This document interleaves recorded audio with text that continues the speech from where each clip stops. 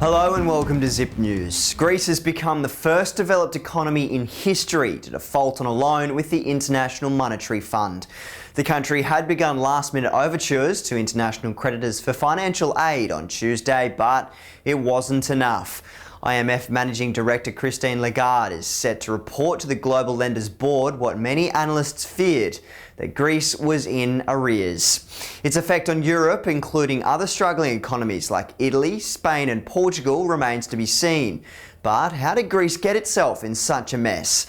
Let's take a look at a short history of the country's financial woes. When Greece joined the Eurozone, it was able to borrow money on similar terms as, say, Germany and France. Because of poor management and corruption, its debt grew larger and larger and the nation was forced to borrow more and more.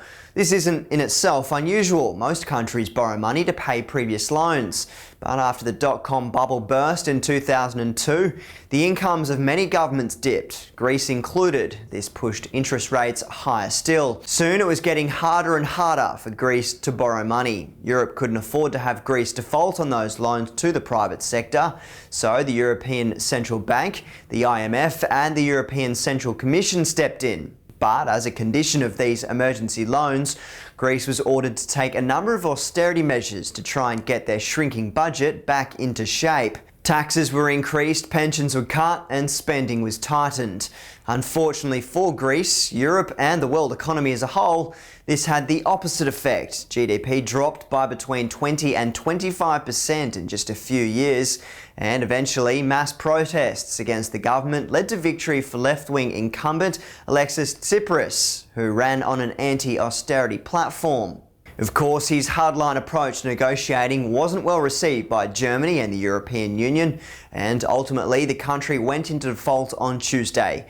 Mr. Tsipras has now called for a referendum to decide whether Greece should accept a new international bailout deal with stricter conditions.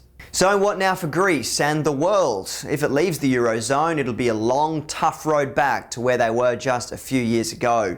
Even if they stay, citizens will have to make many sacrifices over a long period of time. The country's economy is small and the US won't be affected in a big way.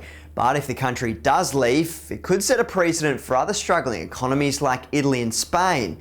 And if their journey unfolds in a similar manner to Greece's, America will be bracing themselves for another big global downturn. I'm Jack Fuller. Thanks for watching.